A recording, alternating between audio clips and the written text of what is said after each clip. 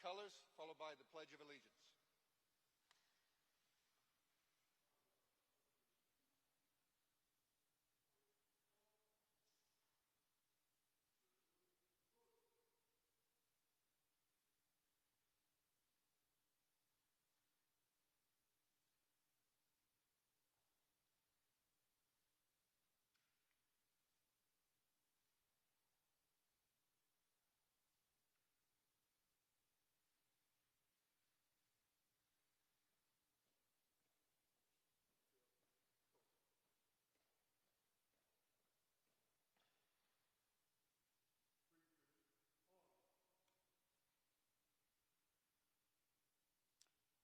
I pledge allegiance to the flag of the United States of America and to the republic for which it stands, one nation, under God, indivisible, with liberty and justice for all.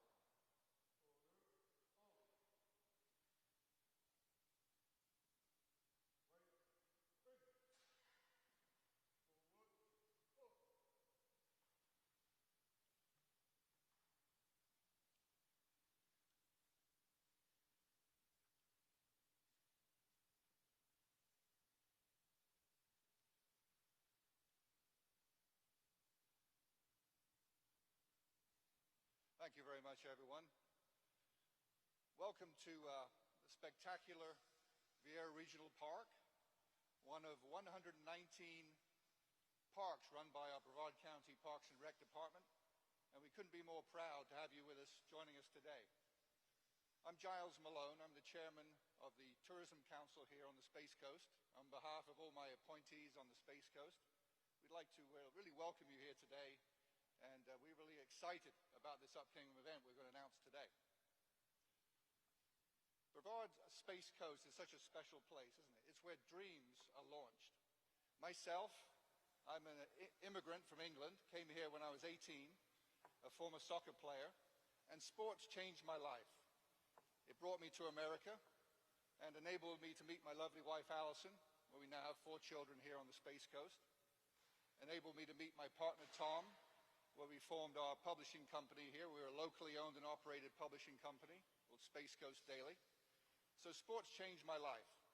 And in 1996, when we hosted the Junior Olympic Games, we like to think we changed thousands of lives then. That brings us forward to today. And thanks to Rusty, my good friend, the sheriff, and all of our partners here on the Space Coast, we're going to be announcing, and we're really excited about this upcoming event we're going to announce today.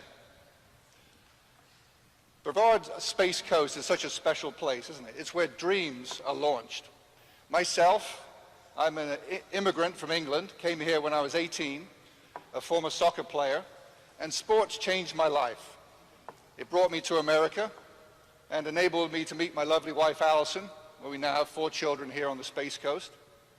Enabled me to meet my partner, Tom, where we formed our publishing company here. We're a locally owned and operated publishing company called Space Coast Daily. So sports changed my life. And in 1996, when we hosted the Junior Olympic Games, we like to think we changed thousands of lives then. That brings us forward to today. And thanks to Rusty, my good friend, the sheriff, and all of our partners here on the Space Coast, we're going to be announcing a very special event today. And we couldn't be more proud to have you all joining us today. Our chairman of our county commission is a special individual. And as you all know, we've come through an incredible crisis here this year. And the chairman of our county commission, along with our other county commissioners, has enabled Brevard County to get through this crisis in an incredible way and keep us safe here on the Space Coast. Commissioner Brian Lober is the youngest attorney to ever hold the president of the Bar Association here in Brevard County, and he's led our county commission through this incredibly challenging time. I'd like to introduce now County Commissioner and Chairman of the County Commission, Brian Lober.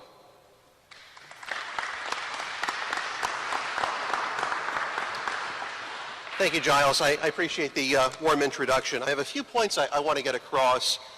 Essentially, my job here is to pep everyone up and build the excitement for Brevard County. Obviously, we offer a huge wealth of opportunities and a great experience for visitors and residents alike. As one of the largest counties in the state by both population and by area, As you all know, and as has been highlighted recently by the manned launch, we're the center of the nation's space program. We're the world's preeminent vertical launch location. We have the facilities here that exist in very few places on Earth, certainly nowhere else on the continent. We have over 70 miles of pristine beaches. We have almost innumerable parks, although I think Giles was able to enumerate them. 119, was it? 119.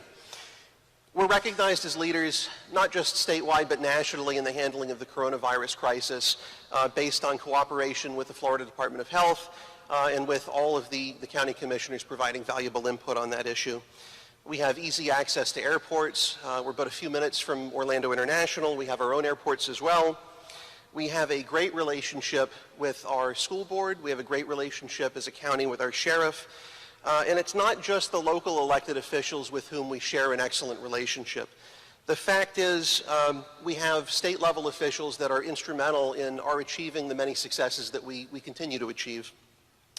As chair of the county commission and as a native and lifelong Central Floridian, it's a real pleasure for me to be able to welcome a fellow who's a fellow member of the Florida Bar, a gentleman who continues to handle the coronavirus crisis as well or better than any other governor, a gentleman who clearly cares for and supports Brevard County and the state of Florida. He's been here many, many times since taking office, and a gentleman who appreciates the need to get Brevard County and the state of Florida, for that matter, back on the road to economic prosperity. It's my pleasure to introduce our governor, Ron DeSantis.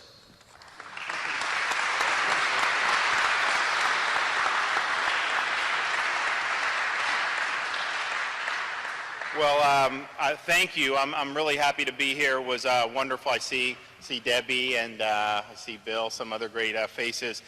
To be here a couple weeks ago now to witness the launch and American astronauts being launched right here from Florida soil with an American rocket was really, really exciting. It was great for our country. Today's announcement with AAU is very significant. I'm actually going to allow some of the folks here to kind of go through that, then I'll come up, say a few things about why that's important, and then we have some other announcements about additional school and youth activities in the state of Florida. But I would just say that I think this is really, really good for Brevard County, and I look forward to hearing a little bit more of the details. So if you guys want to... Good afternoon. Let me take this opportunity, Governor DeSantis, Commissioner Corcoran, welcome back to our great county, the Space Coast. It's an honor to have you here. I'm pleased to be a part of today's announcement as we demonstrate that the agencies and the individuals that have come together continue to bring the 2020 Junior Olympic Games to Brevard are a testament to our strong partnership that has seen our community through the most challenging of times with our resilience and our collective resolve. Now our community seeks to support youth activities and athletics that benefit our own kids here in Brevard, and with Brevard Public Schools, we've been called on to help provide facilities and support the activities that are planned at the end of July.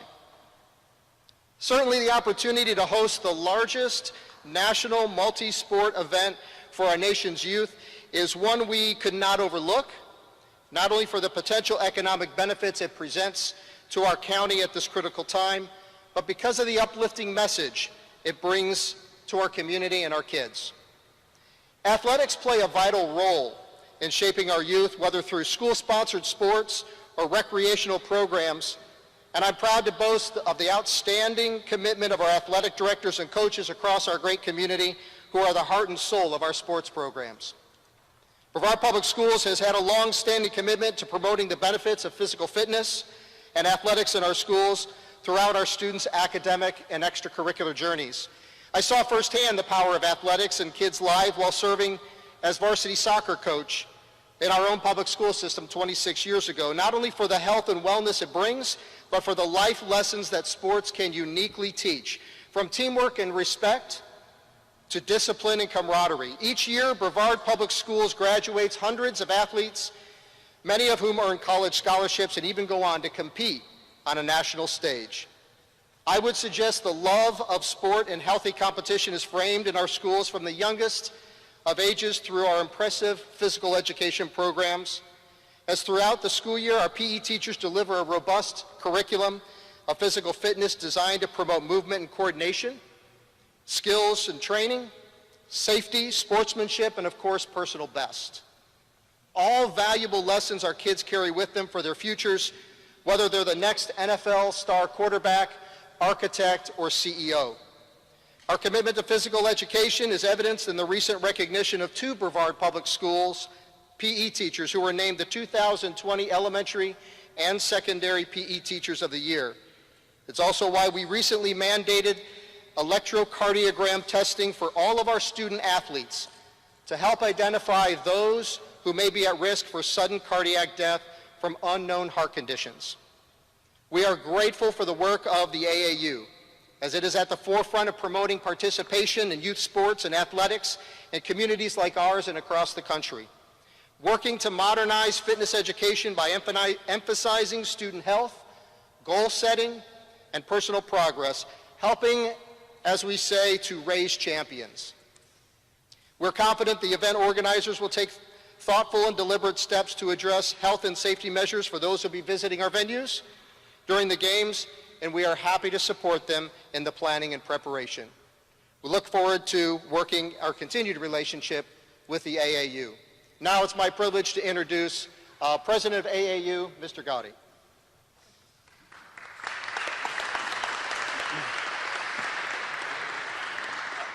A couple of things. First of all, I spent my 6 weeks over here in Cocoa Beach doing my quarantine because I thought I was smart. I left my house in Orlando because they closed everything down. I thought I'd come over here and stay in a buddy of mine's condo.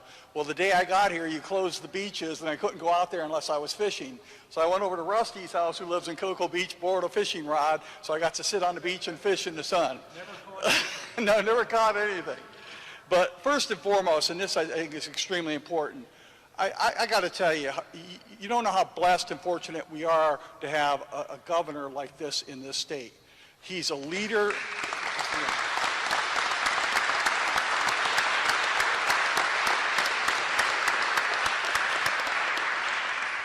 He's not only a leader in this state, but he's a visionary leader across the country. I have, I guess, the dubious task as the national president for the Amateur Athletic Union. I have the dubious task of having to deal with all 50 states. And it's all over the place, the rules and regulations. And I found not only is this governor takes a very planned approach, but his approach is always in the best interest of the citizens of this state and the safety of those citizens. I also serve, yeah.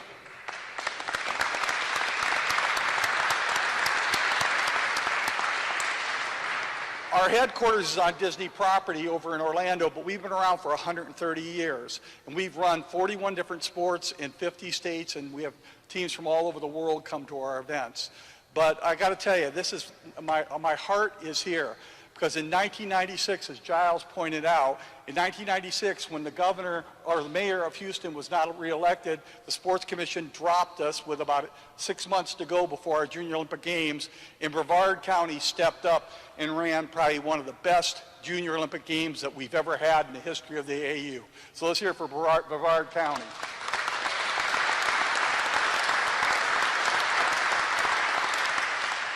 On May 15th, we were notified by where we were supposed to have this year's, the 54th Annual Junior Olympic Games in Virginia, we were notified that we couldn't use any of the facilities. Well, it's hard to run games, it's hard to run sports if you don't have facilities, tracks, gyms, and so forth. So, first call I made was Rusty Buchanan in Brevard County. I said, Rusty, you did it in 6 months, can you do it in 3 weeks? So Rusty started contacting all you wonderful people, from county commissioners to school boards to superintendents to everybody in town, the sheriff's office, the governor's office, and a beautiful person sitting here in the front row, Miss Angela Suggs from the Florida Sports Foundation, who we've been talking with for over a year about doing some things collaboratively. And he called me back, he goes, I think we can do it. So the reason I'm here today, the reason we're here today, and very proud to be here today, is because of three main people: your governor, Rusty Buchanan, and Angela Suggs. Thank you very much, all three of you.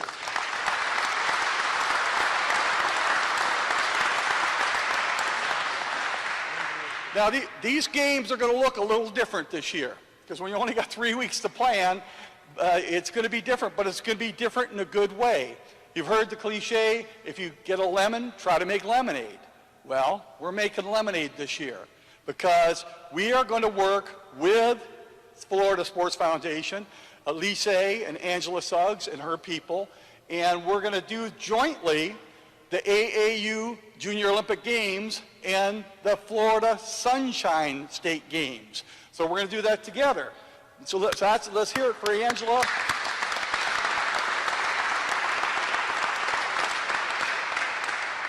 Now, this is one of those things you think, why didn't you think about that before? But sometimes when you get into these situations, things pop up in front of you and just become a reality. But we think this is going to be a great opportunity for a long-term relationship with the Sunshine State Games and the Florida Sports Foundation and the AAU to work collaboratively with communities and counties like Brevard County and governors like Governor DeSantis and people in this wonderful state where our headquarters has been now for 22 years, and I hope it's here for another 122 years. So I guess I want to thank everybody in this room for being so cooperative. I would love to see everybody be involved in these games. It's going to be exciting. They start the fourth week in July, and they go the first week in August. And in addition, I'd be remiss if I didn't beat our own drum that we run a volleyball championship in Orlando every year. That's the world's largest volleyball championship.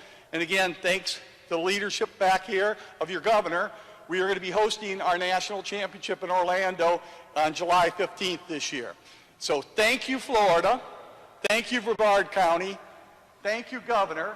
And at this time, I'd like to do two things. First, I'm going to issue the first gold medal of the 55th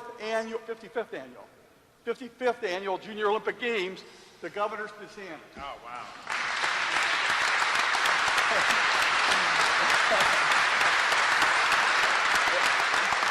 And we'll even give you a hat. So at this point in time, without further ado, and I want to do this too, I want to thank Rusty. What a great guy. What a great guy this guy is. He's our first vice president.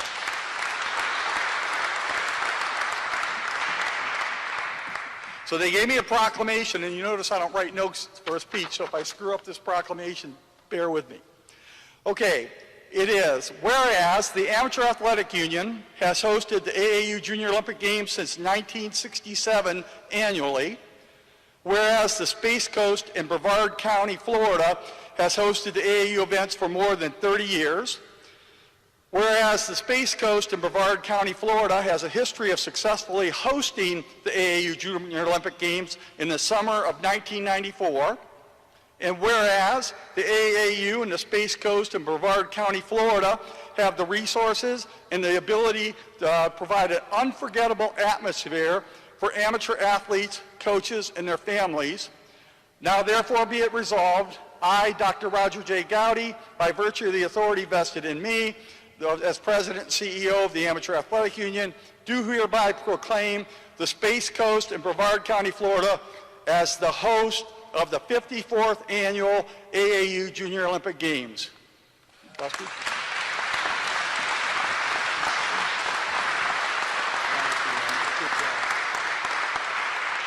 All right, Peter Kranis, it's now official.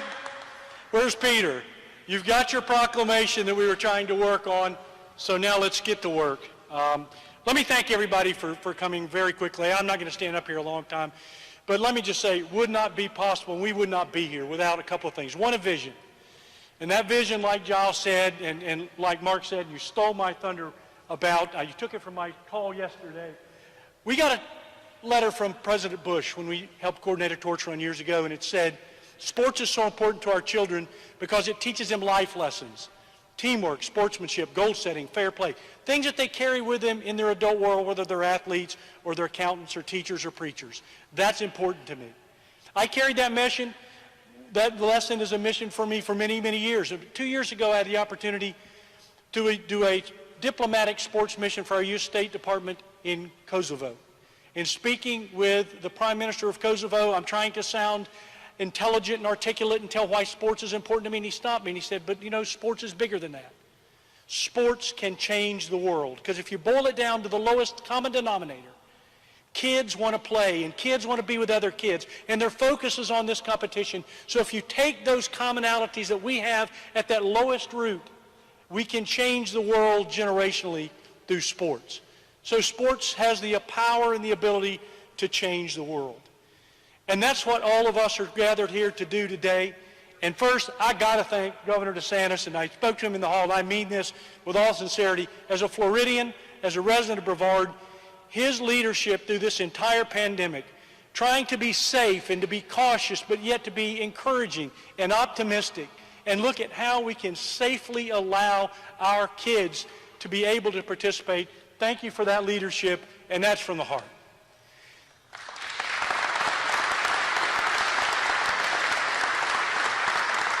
Mark Susan, I don't know where you are, but Mark Susan, he probably snuck out because he's been tasked with so many different things. Mark, we wouldn't be here without you and the leadership that you've provided to the school board and your vision. We got to just put blinders and reins on him, pull him back sometime, but he's a great guy. After this press conference is over, we are going to assemble over in the corner our local organizing committee, so you can see some of the outstanding people that are involved with this project. So if you could just raise your hand so that people around can see who's on our, Mitzi, raise your hand. Let me just point out Olympic bronze medalist Mitzi Kramer. Mitzi back in the back right there. She is coordinating swimming for us. Mitzi is proud. Tom Walz, and I saw Tom over here past Paramount of the Fault. We have got an outstanding group of people together. It would not be possible without everybody in this community and all the support from the Board of County Commissioners, from the school board, from the Tourist and Development Council, and from my friend. And first I'd like to bring up next our Sheriff, Mr. Wayne Ivey. Good afternoon, everybody. And I'm certainly honored to be a part of this and to have our agency be a part of it. Obviously, our team will play a big role in coordinating security and the other things that make this event so successful. But we have an opportunity to participate at another level as well. And I was in attendance at the County Commission meeting the other day, and I know we have some of our county commissioners here with us. Kurt Smith is over here. Rita Pritchett, I see Rita in the back. Christina Znardi is over here babysitting Junie. He hasn't left her side, but in attendance at the meeting, they were being asked to support this initiative as well. And one of the things that we needed was some funding to help with resurfacing of our track at the school. And so we had an opportunity to provide $30,000 in forfeiture money to help with the resurfacing of that track. And that is, when I say forfeiture money, that is money that was taken from drug dealers and is being put to great use to help our youth and to help our community. So we're proud to be a part of this, and we're certainly proud, Rusty, to have you guys putting this on. This is a great opportunity for us. So I get the honor of bringing our governor back up to the podium, and I will tell you that I have a chance to work with not only him but his staff, and they are incredible. I've watched them through the last number of months steer us very safely through the COVID-19 pandemic. I've had an opportunity to work with him on many, many things, and the first thing I learned about our governor is he is all business. He is about protecting the state. He stands by law enforcement and public safety in just the utmost form. And he is a great man that I'm not only honored to call a friend, but to be able to call our governor. So please give a big round of applause to Governor Ron DeSantis. Thank you. Thank you so much, Sheriff. Thank you for what you do. Thank you for all your deputies and your department putting themselves in harm's way to keep the community safe. This is exciting to have the AAU Junior Olympic Games. I think it's been since 2000 that Florida's had it in Orlando. But this is the total 6th time we've had it in the last 20 years. We're excited that this opportunity kind of fell into our lap. It's a showcase for the best youth athletes in the country. It's also an event that will come with economic value. It brings the community together and exemplifies the values of commitment, hard work, and leadership. The games bring in approximately $50 million in economic impact to the hosting region usually.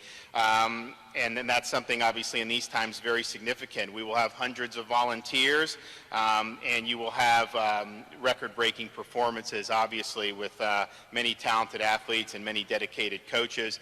Some of these folks who coach were Olympic athletes themselves.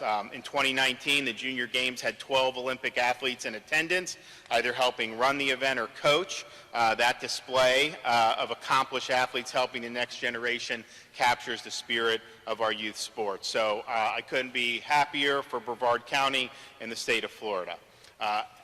Given this announcement, which is significant, we also thought it would be a good time to provide an update for folks about things beyond just youth sports involving our youth, particularly our schools. As many of you know, or probably all of you know, the state of Florida moved to distance learning in mid-March in order to combat, or at least help combat the spread of COVID-19. Working with the Department of Education, working with the superintendents, we've been able to provide a roadmap to announce the return of our schools to on-campus instruction and to bring long-term improvements to the instructional continuity using the federal funds provided through the CARES Act to make significant investments in our education system. Achievement gaps are expected to significantly widen across the nation due to COVID-19 related school closures and the shift to distance learning. In Florida, we plan to work together to provide tools and strategies to close the achievement gap, although I will commend the department and many of these superintendents here and school districts. Florida, I think, probably fell behind less than other jurisdictions around the country. I think the distance learning was probably one of the most effective in the country. That said, having a teacher there, there's not going to be a substitute for that in-person instruction. But our plan maximizes the funding we got for the CARES Act.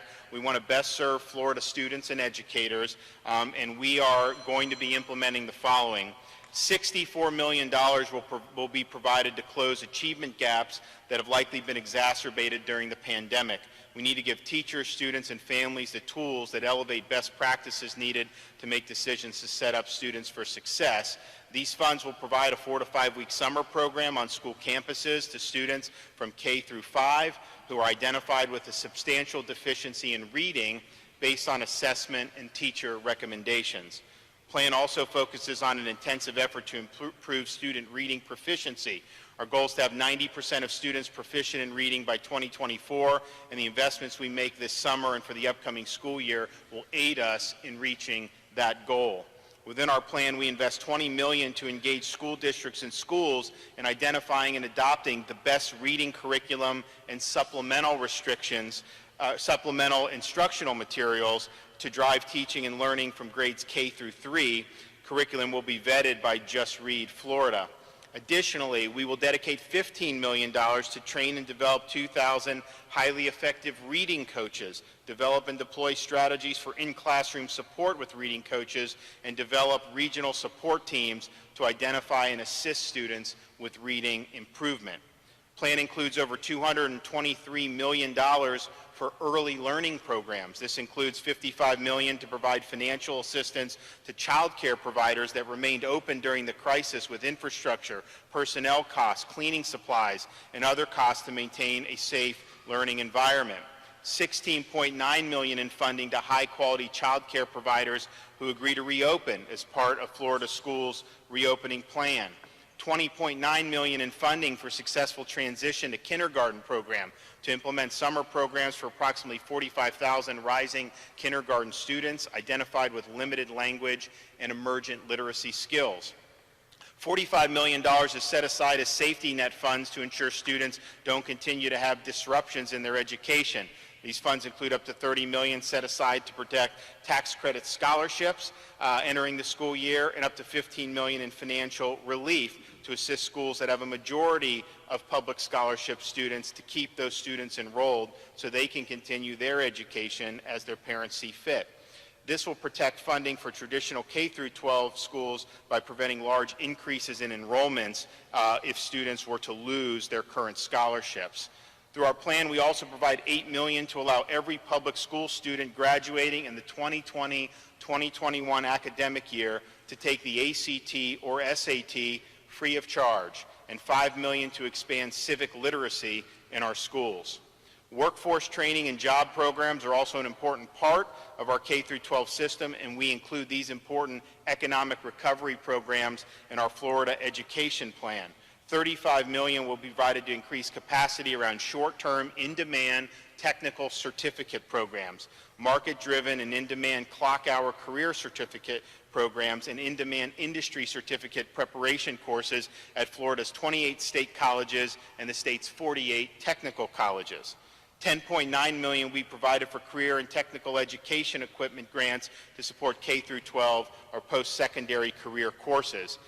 This plan also includes assistance and recommendations for our education community and local officials to consider as they plan to reopen schools this summer and fall. At the same time, we believe those are locally driven decisions. We believe what that looks like may look different in Brevard than it does in Miami-Dade, than it does in Baker County. And so we want to empower not just the superintendents, but all the local stakeholders to be able to craft a solution that makes the most sense for that area. We also have $2 million for increased telehealth services for students experiencing difficulties during this transitional period. And our Division of Emergency Management will be coordinating with school districts across the state to survey school districts on the need for personal protective equipment and sanitation supplies, and to help provide those through coordinated emergency management operations. So we have a great opportunity to get back on good footing. I know our kids have been in difficult circumstances for the past really couple months now. So as we transition into doing things in the summer, which you're starting to see, games like this are very important, and then getting back on our feet in the school year, I think is going to be really, really important for the well-being of our kids. But I also think it's important for a lot of parents who've had to juggle an awful lot over these last couple months. And so I want to thank our Commissioner of Education, Richard Corcoran, for really working hard, getting a lot of input from the superintendents, and coming up with a really solid plan that I think will make a big difference. So I want to invite Richard Corcoran up to say a few words. Thank you. First, we're honored to have with us superintendents from up and down the state. We have Marcus Chambers from Okaloosa County, Sherry Rollerson from Baker County, Mike Thomas from Dixie County, Barbara Jenkins from Orlando, Kurt Browning from Pasco County, Ted Roush from Suwannee, and Mike Grego from Pinellas. All of these folks, including the other superintendents, couldn't make it. Were just instrumental in us putting together this plan, working together, getting feedback from everybody from expert, pediatric, epidemiologist from Shands, from All Children's Hospital in St. Petersburg, looking at all the data, World Health Organization, all of the centers from Asia and Italy and England. And to follow the governor's leadership, as you heard. I think you guys all said it fantastically. No governor has led, in my opinion, better, more wisely, and more efficiently, fact-driven than our governor in the state of Florida. And so we have a safe opening plan. We're going to be smart, we're going to be safe, we're going to take it step by step. We're doing the exact same thing with the schools. The message should be loud and clear. We are saying, with a strong recommendation to our great superintendents that we work with, we want schools fully open in the fall, because there is no better way to educate our kids than have that great teacher in front of that child. We also know that they are not at a low risk, they are at an extremely low risk, not only of contracting it, but even spreading it. All of that data is in. And so we're saying, let's get what we do know is, not having that world-class education with that teacher in front of that child, there is real, significant, long-term harm that you can't recover. And so we're saying, open up the schools, let's get the best educational environment, let's keep everybody safe in our educational community, and now attack, like no other state has before, the achievement gap. If we lose students anywhere in this country around third grade, that's basically almost 100% of your dropouts. It's almost 85% of your interactions with the juvenile justice system. And so we have got to get in there, grab hold of these kids and end the achievement gap and get to a 90% literacy rate. No other state will come close to that. And so you heard what the governor said.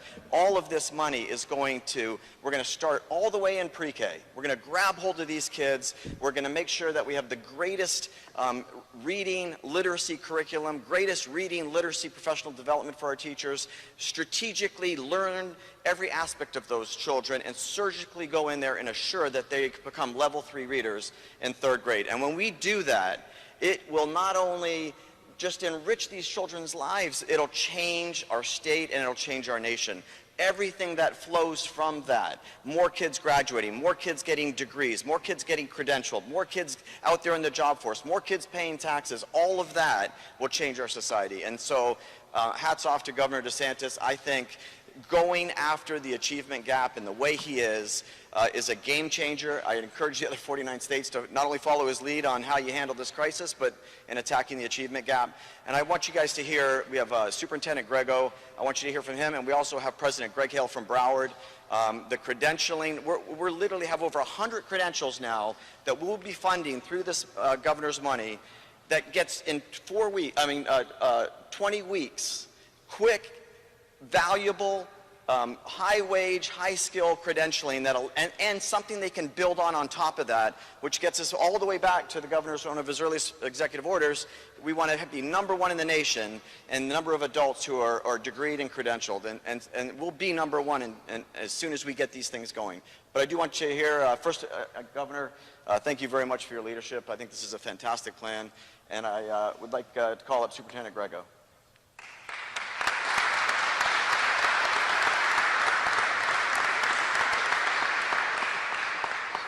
Certainly, thank you. And let me add my thanks to Governor DeSantis and Commissioner Corcoran for laying out such a comprehensive plan and also including the Florida Association of School Superintendents in the development of that plan.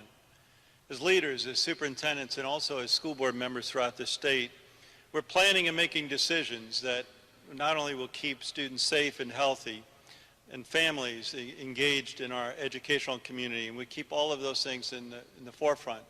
But as the Commissioner mentioned, we also are working feverishly to prevent and to mitigate and to address any academic loss of our students in the state of Florida.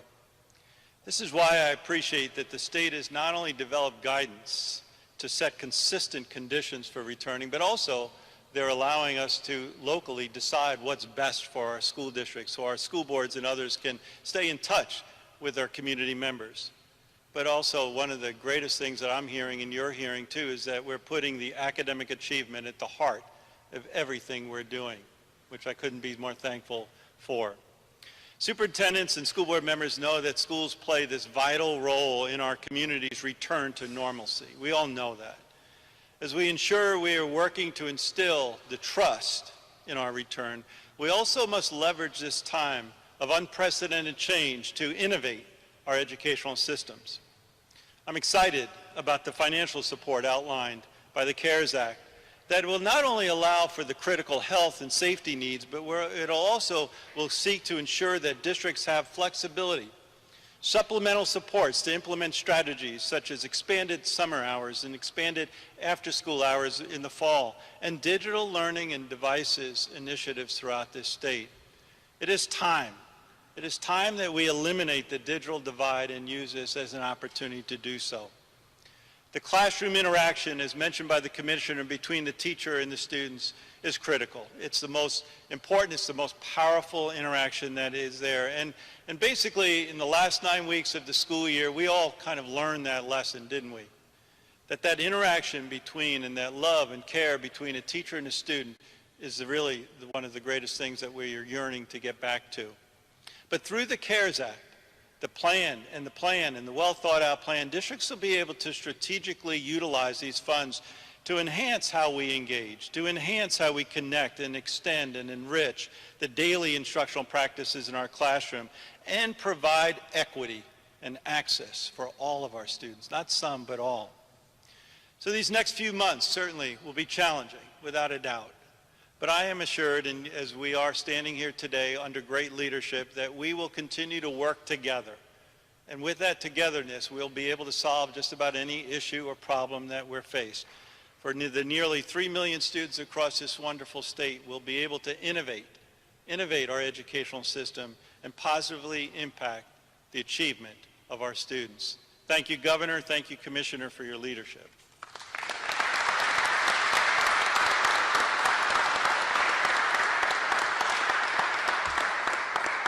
And next, I'll call up President Greg Hale. Before I do, I also recognize Senator Tom Wright and Representative Randy Fine, who also great legislative leaders in helping us with all of our educational policy, in addition to Senator Mayfield. So thank you guys for coming. But with that, President Greg Hale.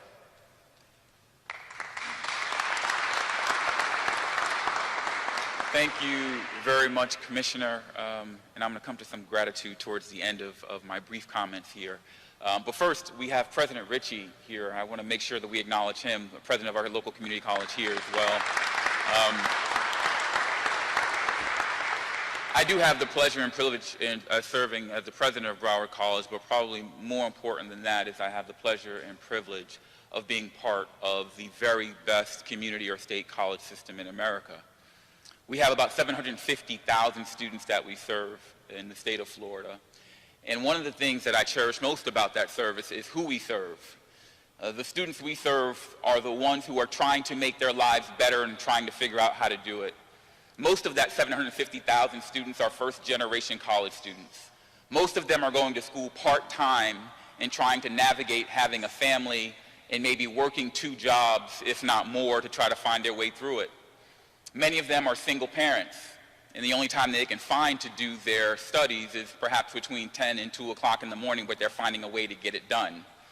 This is a huge part of why the leaders in the community college system love the work that they do, because they get to make a difference in the lives of those who are struggling every inch of every day just to make their lives better.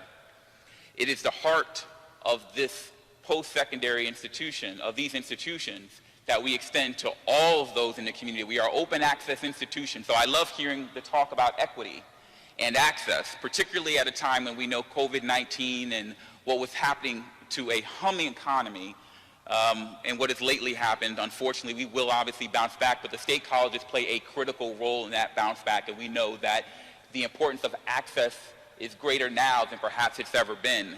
The importance of equity is perhaps greater now than it's ever been, and we are beyond excited to play our critical role in supporting you, Governor, in supporting our Commissioner, to make sure that we are there to provide the services necessary to ensure everyone gets an equitable opportunity to come back to where we were prior to the challenges we saw that started just a few months ago. The next point is really just one of gratitude. As we made this transition, the state colleges, and to move all of our students online and to find a way to support our students, one of the things that you probably never see or never know is how the Commissioner and the Governor have to do so many things to make our work possible. When we saw that there were challenges in policies that we knew were barriers to students because of this unique climate, we could reach out to the Commissioner, who would work closely with the Governor, who would then issue executive orders, creating opportunities that otherwise did not exist. And for that, and on behalf of the 750,000 plus students who are trying to find a way to make it every day during this critically difficult time, I thank you. And they thank you.